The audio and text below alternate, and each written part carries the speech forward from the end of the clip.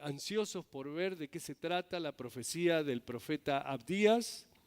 Así que prepáranos, Señor, para recibir tu palabra. En el nombre de Cristo Jesús. Amén.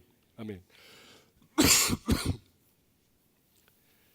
Les dije que íbamos a estudiar un libro completo en una noche, pero no en una noche, como en 45 minutos. Porque el libro del profeta Abdías son solamente 21 versículos y es un solo tema. Así que Abdías, no le digo capítulo 1 porque es un solo capítulo. ¿Quién era Abdías? ¿Alguien me puede decir? Ok, ¿no? ¿De dónde venía, dónde provenía cuando profetizó? Bueno, nadie lo sabe. Nadie. Ha habido muchas especulaciones sobre quién fue Abdías, pero son solo especulaciones, porque nadie sabe verdaderamente quién era ni de dónde era. Y déjenme decirles, es sorprendente cuánto puede decir la gente cuando la Biblia no dice nada, cuando hay silencio en la Biblia. Y cuando es así parece que es como el punto de partida para que algunos desarrollen historias, teorías, escriban libros al respecto, libros doctrinales, en lugares donde la Biblia guarda completamente silencio. Ahora, ¿por qué digo esto? Porque recuerdan que cuando estudiamos Amós, decía que era de Tecoa y muchos otros profetas dicen que eran el hijo de fulano, el hijo de Mengano. De este no se sabe nada. Cuando la palabra de Dios guarda silencio, lo único que podemos hacer nosotros es, por supuesto, dar conjeturas. Y en el mejor de los casos, nuestras conjeturas no tienen ningún sentido, ni ningún valor. Así que yo hoy prefiero no hacer conjeturas. Y si la Biblia guarda silencio, nosotros guardamos silencio. Y todo lo que yo puedo decirles es que, algo que me acaba de decir Marcelo, que el nombre Abdías significa adorador de Dios. También puede ser adorador, literalmente adorador de Jehová o de Yahweh. Y por esa razón es un nombre muy hermoso, ¿no? Un adorador de Dios.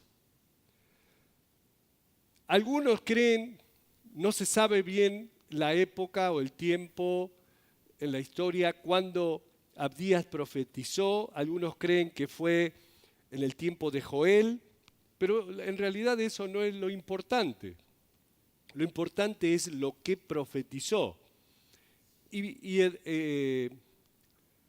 Abdías dirigió su profecía contra los edomitas. ¿Quiénes eran los edomitas? Los edomitas eran descendientes de Esaú, el hermano mellizo de Jacob, los dos hijos de Isaac. Isaac, hijo de Abraham. Esaú odiaba a su hermano Jacob porque le robó la primogenitura, la bendición del padre. Y había jurado matarlo, aunque luego entre hermanos solucionaron sus diferencias. Sin embargo, esa enemistad que parecía existir entre los hermanos, Esaú y Jacob, continuó a través de las generaciones. Como que ellos solucionaron su problema, pero el odio estaba tan radicado y arraigado en ellos que los edomitas se convirtieron en los eternos enemigos de Israel. De manera que Abdías profetizó contra los edomitas y es debido a su persistente actitud contra el pueblo de Dios, o sea, contra Israel, que Dios lleva a Edom a juicio. Ahora, Edom una vez fue un gran reino. Ellos tallaron grandes ciudades en las rocas. Eran montañas rocosas y ellos tallaban y así hacían sus ciudades. La ciudad de Petra es una de las ciudades de los edomitas. Claro que lo que hoy tenemos son solamente las ruinas de Petra, pero eso testifica de la grandeza del reino edomita. Esos grandes palacios que fueron tallados en la roca, en Petra, fue de los edomitas. Si ustedes van a internet y van a Google Earth y buscan Petra en Jordania, y ahí ver todas las ciudades talladas en la roca, especialmente los frentes ahora. Así que en Abdías capítulo 1, versículo 1 leemos: visión de Abdías, Jehová el Señor ha dicho así en cuanto a Edom. La profecía inmediatamente se dirige en contra de dirigida por Dios contra los edomitas. Hemos oído el pregón de Jehová y mensajero ha sido enviado a las naciones. Levantaos y levantémonos contra este pueblo en batalla. He aquí, pequeño te he hecho entre las naciones. Estás abatido en gran manera. Y fíjense, ¿qué fue lo que lo perjudicó? Me esperan un...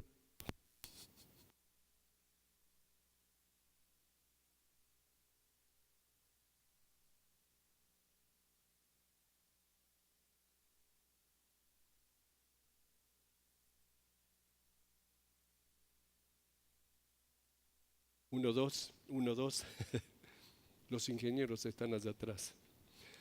Fíjense el versículo 3. La soberbia de tu corazón te ha engañado. Tú que moras en las hendiduras de las peñas, en tu altísima morada, que dices en tu corazón, ¿quién me derribará a tierra? ¡Ja!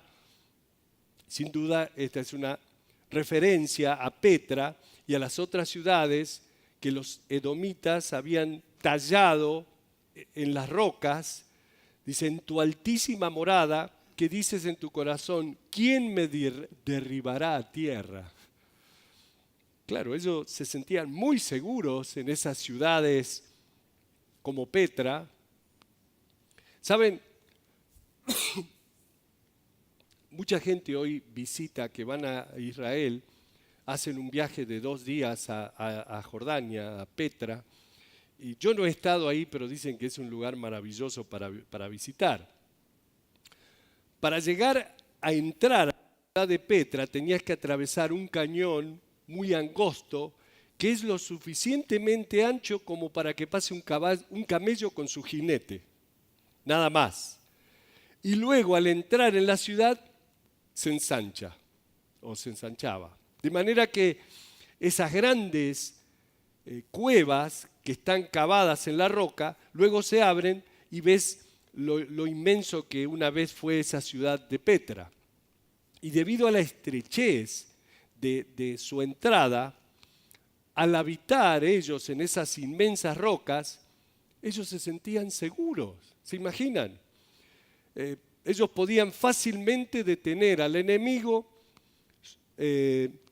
cuando intentara entrar atravesando esos estrechos cañones, solo estando en la parte alta de la peña, y de ahí arrojaban piedras, arrojaban rocas, de manera que se sentían muy seguros allí. Así que Dios habla del orgullo de su corazón al habitar en esos grandes acantilados y sentirse tan seguros. En tu altísima morada que dices en tu corazón, ¿quién me derribará a tierra? Los edomitas estaban orgullosos de su ciudad enclavada en la roca. En la actualidad, Petra es considerada como una de las maravillas del mundo antiguo, pero solo como una atracción turística. La Biblia, en Proverbios capítulo 12, advierte que la soberbia es la ruta más segura hacia la autodestrucción. Al igual que Petra y Edom cayeron, la gente soberbia también cae. Una persona humilde está más segura que una persona soberbia, porque la humildad nos da una perspectiva más adecuada de uno mismo y del mundo. Hay mucha gente, incluso en la iglesia, que porque tiene buena educación, buen trabajo, buena casa, buena situación económica, piensa que ya la tiene hecha y quita sus ojos del Señor. Comienzan a sentirse orgullosos de sus capacidades, de sus posiciones, lo cual es posesiones, lo cual es orgullo, vanidad. Ya no necesitan a Dios. Bueno, lo necesitan, pero no como cuando estaban inseguros, porque las posesiones te dan seguridad. Tú crees que te dan seguridad. Bueno, digo tú, nosotros creemos, me incluyo. Nos sentimos cómodos y quitamos nuestros ojos muchas veces del Señor. Dios dice, versículo 4, si te remontares como águila, y aunque entre las estrellas pusieres tu nido, de ahí te derribaré, dice Jehová. Ay, ay, ay. Claro, la ubicación física de Edom vino a ser como una metáfora, como un símbolo del espíritu orgulloso y arrogante que la nación mostró en el tiempo de angustia de Judá. Al confiar en sus lugares altos, montañosos, fortalezas. Por esa razón, Edom asumió que nadie podría pedirle cuentas de sus acciones, ni podían derribarlos. Versículo 5. Si ladrones vinieran a ti, o robadores de noche, como ha sido destruido, ¿no hurtarán lo que les bastase? Si entraran a ti vendimiadores, ¿no dejarían algún rebusco? En otras palabras, no pueden destruir completamente. Tomarán de ti, pero también dejarán algo, un rebusco, dice. Versículo 6. Como fueron escudriñadas las cosas de Esaú, sus tesoros escondidos fueron buscados. Todos tus aliados te han engañado, hasta los confines te hicieron llegar. Los que estaban en paz contigo prevalecieron contra ti. Los que comían tu pan pusieron lazo debajo de ti. No hay en ello entendimiento. No haré que perezcan en aquel día, dice Jehová, los sabios de Edom y la prudencia del monte de Esaú. Y tus valientes, oh Temán, serán amedrantados, serán acobardados, porque todo hombre será cortado del monte de Esaú por el estrago. O sea que Dios predice que aunque ellos se sintieran o se sientan muy seguros, exaltados en su posición, Dios los va a destruir completamente. Cada uno de ellos será alineado. Y la pregunta, dice, ¿dónde están sus hombres sabios? Y la mención de Temán.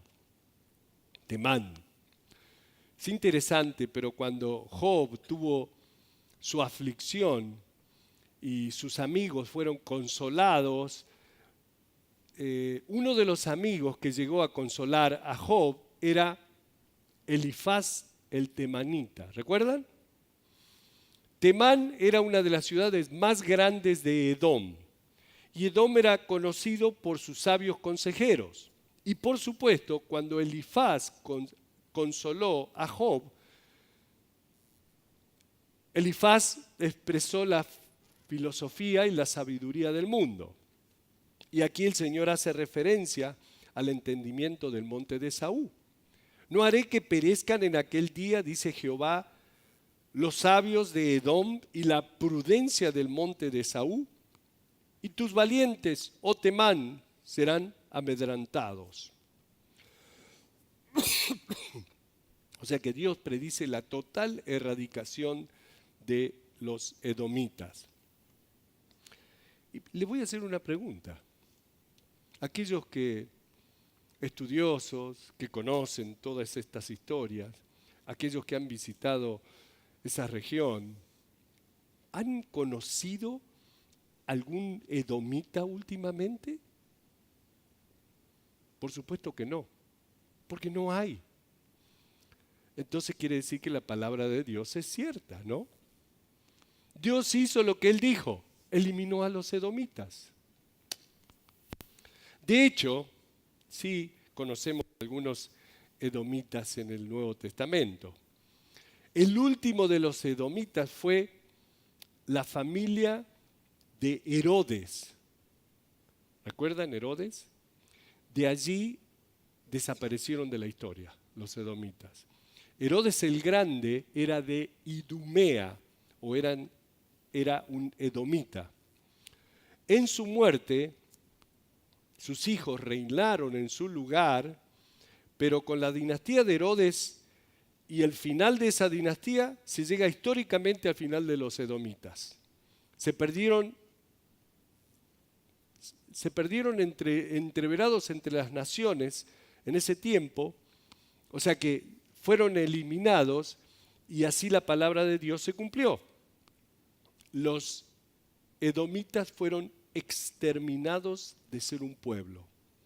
Y ahora Dios da la razón por la cual Edom fue eliminado. Ahora, en el tiempo en que Abdías profetizó, los edomitas eran un reino muy poderosos, eran suficientes, llenos de orgullo. Versículo 10. Por la injuria a tu hermano Jacob te cubrirá vergüenza y serás cortado para siempre. Bueno, nuevamente recordamos que Esaú y Jacob eran hermanos, así que allí había una relación muy cercana y aún así la violencia que había entre ellos. Les voy a dar un ejemplo. ¿Recuerdan cuando Moisés estaba sacando a los hijos de Israel fuera de la tierra de Egipto, después de haber estado allí 400 y pico de años, e iban hacia la tierra prometida? Bueno, Moisés, sabiendo que los edomitas eran familiares de ellos, llegó a Edom y el rey de Edom salió a su encuentro en la frontera y Moisés fue a hablar con él y le dijo, mira, queremos atravesar tu tierra, no vamos a comer de tu pan, no beberemos de tu agua, solo queremos atravesar la tierra. Y el rey de Edom no le permitió a Moisés pasar a través de la tierra. O sea, malos eran. Así que, ¿qué hizo Moisés? Tomó a los hijos de Israel y tuvieron que ir alrededor de la tierra de Edom, pero porque Edom fue el enemigo eterno de Israel, a pesar que en el comienzo eran hermanos, Esaú y Jacob. Y así, por la injuria a tu hermano Jacob, te cubrirá vergüenza y serás cortado para siempre. Versículo 11. El día que estando tú delante, llevaban extraños cautivos su ejército, y extraños entraban por sus puertas y echaban suerte sobre Jerusalén, tú también eras como uno de ellos. Qué acusación fea, ¿no? Claro, Los edomitas siempre trataban de sacar ventaja cuando Jerusalén se encontraba en problemas, cuando se encontraba sitiada por sus enemigos.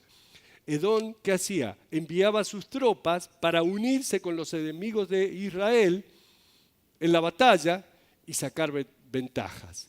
Hasta que finalmente fue conquistado por el rey David, se convirtió en un tributario, en un vasallo, o sea, alguien que te tiene que pagar impuestos. No fue para siempre, fue por un tiempo, pero fue bajo el reinado de Roboam realmente cuando los edomitas comenzaron a rebelarse mucho más contra el reino de Israel y comenzaron a unirse con sus enemigos en cada oportunidad que tenían, cada vez que Jerusalén era atacada. Dios le dice en el versículo 12, pues no debiste tú haber estado mirando en el día de tu hermano, en el día de su infortunio, no debiste haberte alegrado de los hijos de Judá en el día en que se perdieron, ni debiste haberte jactado en el día de la angustia.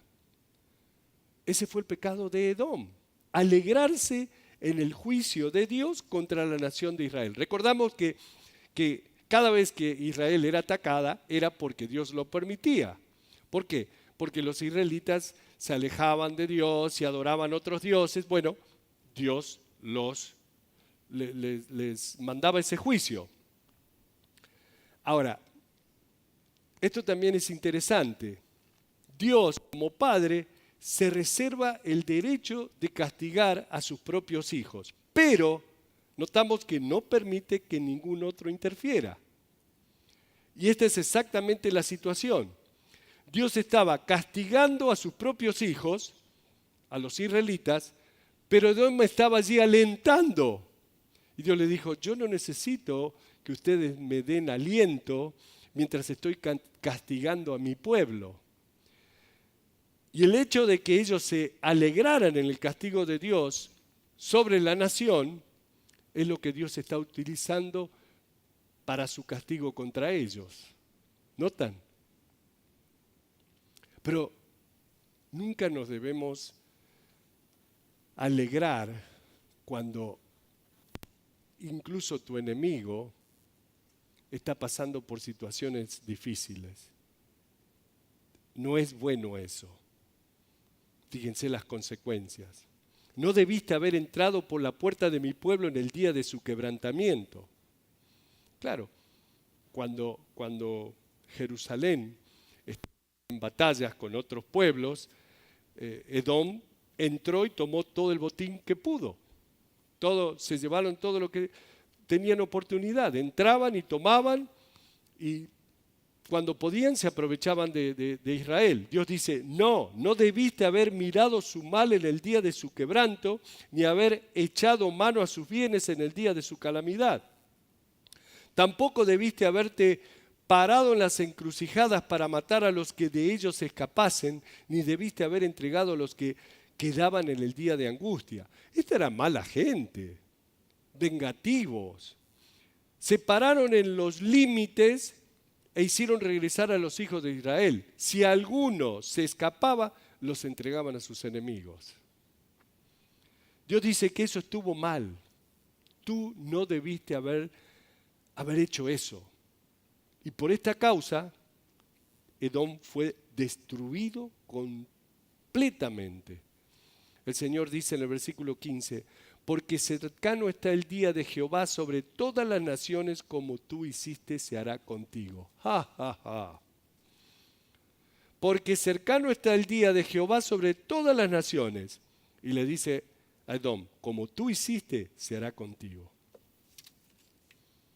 Y aquí está una de esas verdades básicas que encontramos también en el Nuevo Testamento.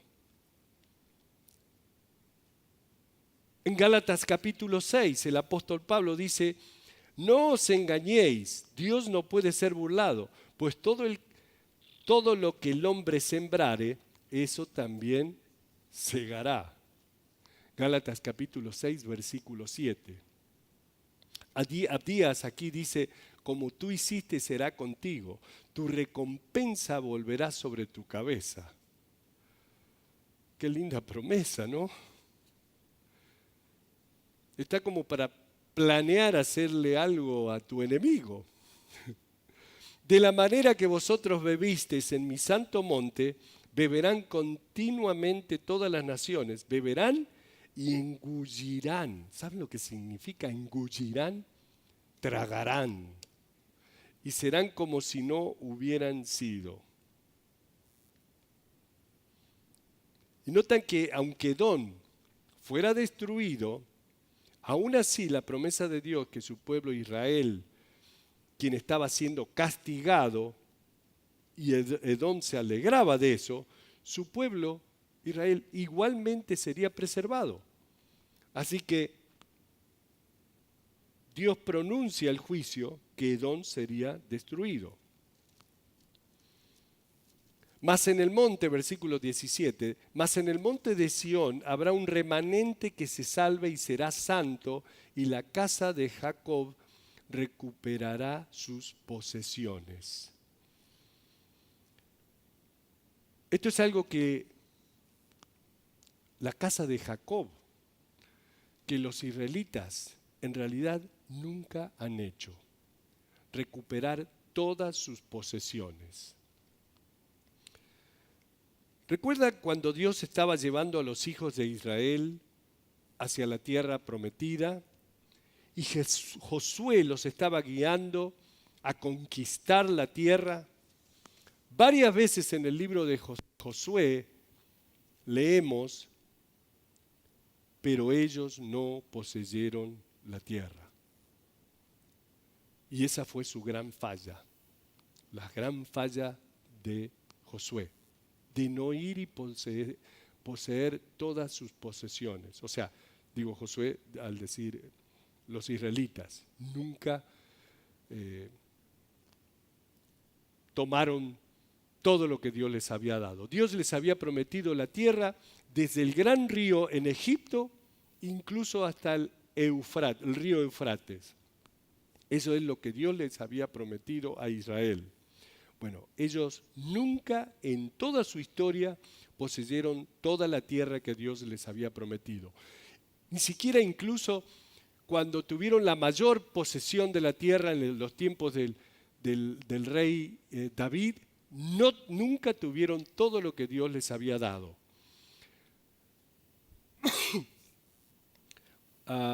Cuando Josué estaba guiando a los hijos de Israel a la tierra que Dios les había prometido, Dios le dijo a Josué, mira Josué, yo les he entregado la tierra, yo iré delante de ustedes y quitaré a los habitantes, pero no los quitaré de una sola vez. Solo los quitaré cuando ustedes vayan y la posean. Si yo los saco a todos de una vez, entonces las bestias salvajes vendrán y ustedes tendrán ese problema cuando lleguen. La tierra se volverá desolada, así que yo los sacaré poco a poco delante de ustedes y en cada lugar que ustedes pongan su pie, yo se lo daré por posesión.